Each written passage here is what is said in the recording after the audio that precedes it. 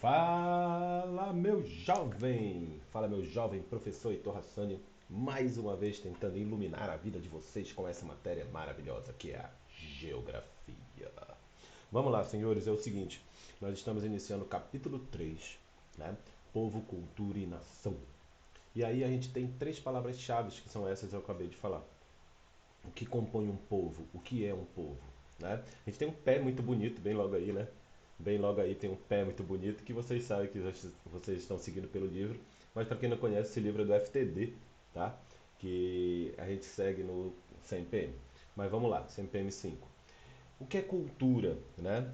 Para vocês que já iniciaram essa parte, mas aí para quem está só, né, de passagem aqui pelo canal, cultura é a comunhão, é a característica de alguns países, né? É a característica de alguns povos. E o que é uma nação? Uma nação é simplesmente aquela marcada por símbolos, aquela que você se identifica, também com uma cultura. Mas uma nação é marcada, por exemplo, por uma bandeira, pelo hino, pelos costumes, e aí entra também a questão da cultura. E aí tem umas perguntas interessantes. Espera aí que eu vou passar aqui logo direto para o texto, que eu estou direto na internet com o livro. Aí tu tem. As três palavras que compõem o título deste capítulo representam elementos importantes para a sociedade e para a formação do espaço geográfico. Auxiliam-nos na compreensão do conceito do povo, cultura e nação. Nos estudos sobre o povo, nos estudos sobre a que o povo pertencemos, e quais elementos culturais que nos unem em uma nação. Uma das coisas que nos unem como nação é a bandeira, é o hino, tá? Então, essas são características bem importantes de uma nação. Aqui, ó, vou diminuir aqui e a gente vai passar para este outro ponto, tá? Neste outro ponto, a gente vem falando de alguns conceitos bem interessantes, né? A questão da língua, né? A cultura que une uma nação.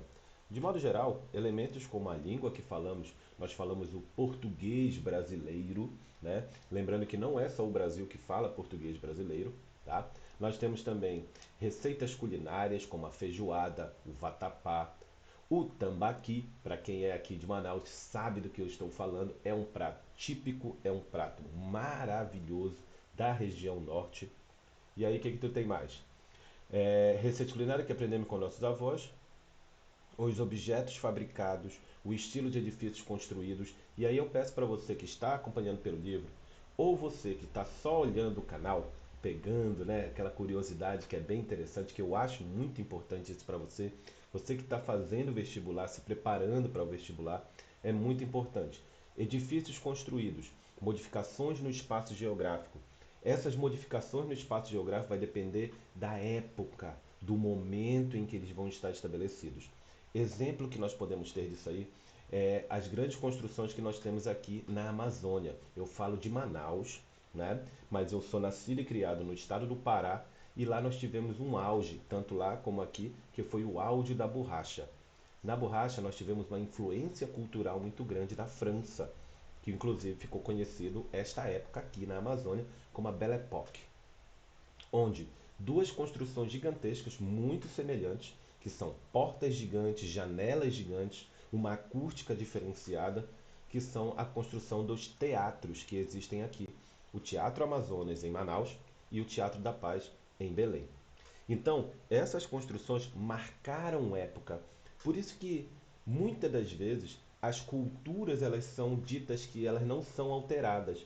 E não, as culturas sim, elas são alteradas, elas são moldadas de acordo com as necessidades, de acordo com o povo que está ali determinando qual é o estilo que vai ser estabelecido.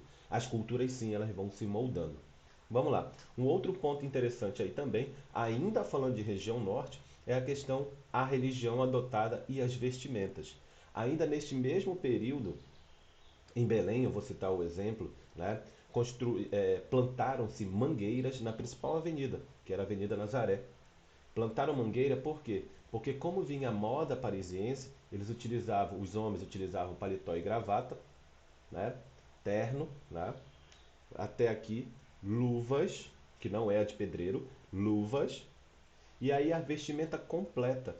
Pessoas, vocês que já vieram no norte, vocês que são do norte, Vocês imaginam utilizar esta roupa neste sol de meio-dia, ou mesmo até o sol de 8 horas, que é muito quente na região norte. Por causa da proximidade com a linha do Equador, isso pode ser ideia para um outro vídeo.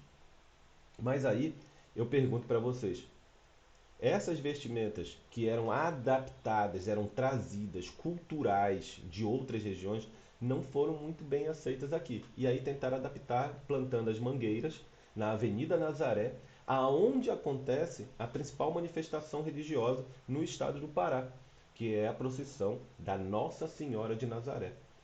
Essa procissão da Nossa Senhora de Nazaré é uma representação máxima do catolicismo, e aí vem a herança cultural da colonização que nós tivemos, da formação territorial que nós tivemos.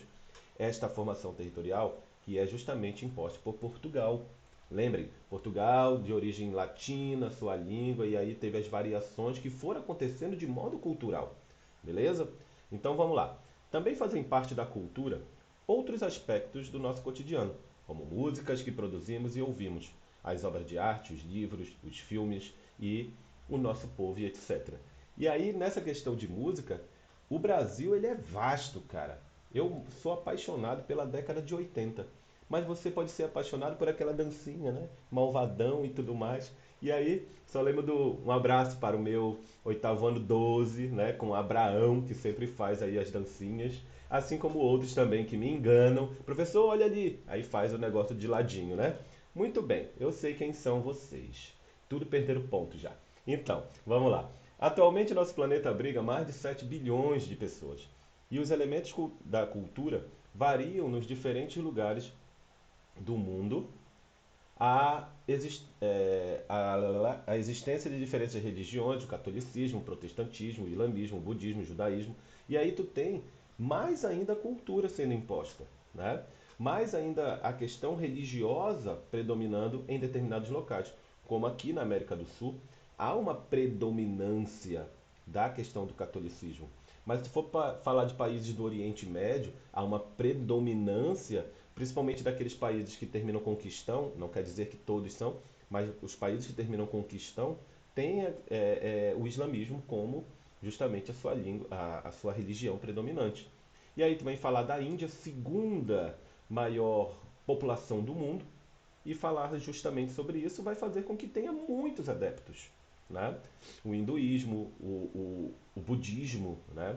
Que é muito forte. E aí tu tem diversas manifestações culturais.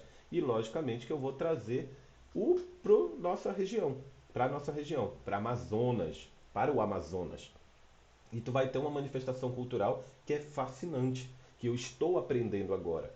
Mesmo eu sendo da região norte, ainda cometo algumas gafes em confundir as cores dos bois, né? Isso é uma afronta gigantesca. Mas aí tu tem a questão dos bois aqui em Manaus, tu tem, né, no caso em Parintins, que acontece a manifestação, e aí tu tem o boi caprichoso e o boi garantido, que é diferente, é a mesma manifestação, boi bumbá, mas no Maranhão é diferente a forma de se expressar. E isso é fascinante no Brasil. O folclore é fascinante no Brasil. Temos um mapa aí da questão das principais línguas faladas, né, na Rússia, olha aí, ó, gigantesco, né, línguas nativas predominantes. E sobre manifestação cultural, galera, nós temos aqui, né, considera-se, deixa eu enquadrar bem legal aqui, ó, considera-se que um grupo de pessoas apresenta uma identidade cultural quando compartilham crenças, hábitos e outros elementos culturais. Qual é a sua identidade cultural? O que nós temos de identidade cultural, né? Aí tem uma manifestação mostrada que é o carnaval. Mas o carnaval no Rio de Janeiro, né? Rio de Janeiro, né? É diferente do carnaval, por exemplo, que acontece na Bahia, que é atrás de trio elétrico. É diferente do carnaval que acontece aqui em Manaus, que é carnaboi, que é em referência justamente aos bois, porque isso é uma manifestação cultural, né? Essa identidade constitui por uma consistência coletiva baseada em laços naturais e no sentimento de pertencimento ao lugar. E isso é importante. Eu queria que vocês que estão com o livro acompanhassem, né, grifassem lugar, porque lugar é uma categoria geográfica que remete à afetividade. Você é vestibulando, você que está se preparando para concurso, quando tem geografia, as categorias geográficas são essenciais para vocês entenderem. Você que é meu aluno do SEJA, da Educação de Jovens e Adultos, você que é meu aluno do CMPM, tem que já ter essa ideia de que lugar é afetividade. Você se você pertence àquele local justamente por essa identidade cultural, né? Essa identidade cultural de que, olha, eu gosto dos bois, mesmo você não gostando, você conhece, sabe, entre aspas, até mesmo as coreografias. Vamos lá. Grupos que compartilham uma mesma identidade cultural, por sua vez, são reconhecidos como uma nação. O que une o Brasil? O carnaval é uma manifestação cultural, né, que une o Brasil de uma maneira geral. O catolicismo é também uma identidade cultural dentro do Brasil, né? Essa é uma vertente do cristianismo. Vamos lá.